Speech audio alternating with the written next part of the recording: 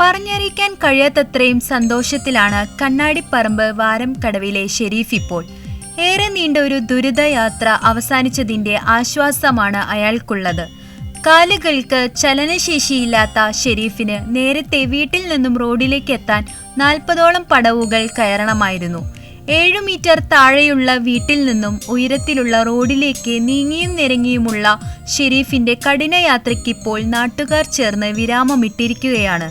അതിന് പിന്നിലൊരു കഥയുണ്ട്. ആ കഥ ഇങ്ങനെ: പടവുകൾ കയറിക്കഴിഞ്ഞാൽ 1.5 കിലോമീറ്റർ ദൂരെയുള്ള തന്റെ സൈക്കിൾ റിപ്പയറിംഗ് കടയിലേക്ക് പോകാൻ ഒരു മുച്ചക്ര വാഹനമായിരുന്നു ഷെരീഫിന് കൂട്ട്. 10 വർഷം മുമ്പ് സർക്കാർ അനുവദിച്ച ഈ വാഹനം കാലപ്പഴക്കത്താൽ നശിച്ചതോടെ യാത്രാക്ലേശം ഇരട്ടിയായി. ഇതോടെ ആകെ പ്രതിസന്ധിയിൽ നിൽക്കുമ്പോഴാണ് നാട്ടുകാർ ഷെരീഫിനായി മുച്ചക്ര വാഹനത്തിനായി പണം പിരിക്കുന്നത്. ഈ സൈക്കിള് കിട്ടിയതിന് ശേഷം സൈക്കിൾ കാണാൻ ഞാൻ വന്നതാണ്. അപ്പോഴാണ് ഇവൻ്റെ മഴയുമുണ്ട്, മഴവെള്ളവും റോഡിലെ വെള്ളവും ഇവൻ്റെ തലയിൽ കൂടെ പോകുന്നു. ഇവന് ചളിവെള്ളം ഇറങ്ങി. ആ അവസ്ഥയിൽ ഞാൻ ഒരു എഞ്ചിനീയറെ വിളിച്ചിട്ട് ഇവൻ്റെ ആ വിഷം തീർക്കാൻ കഴിയുമെന്ന് വിളിച്ചന്വേഷിച്ചപ്പോൾ അവൻ പറഞ്ഞു ഒരു 5 ലക്ഷത്തോളം മേലെ ആവും, 8 തൂണ് വേണം. അങ്ങനെ ഞാൻ അവനോട് സംസാരിച്ചു.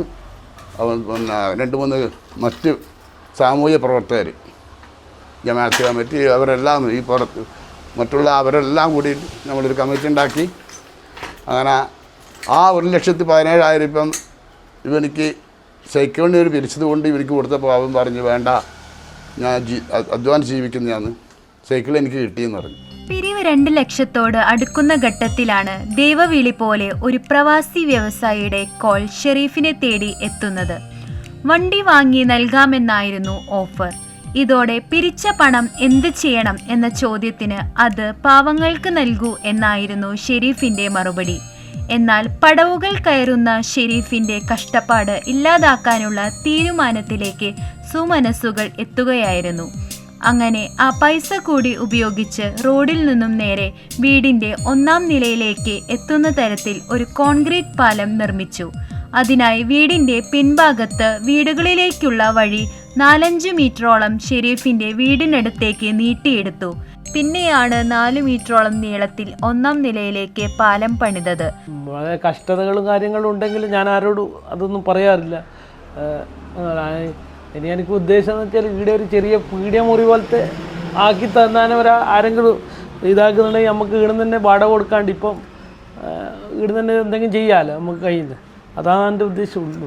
നമ്മൾ ഉള്ളത് കൊണ്ട് ഓണം പോലെ ജീവിക്കുക എന്നുള്ള നിലയിൽ ആ കിട്ടുന്ന പൈസനെ കൊണ്ട് ഓണം പോലെ ജീവിക്കൽ.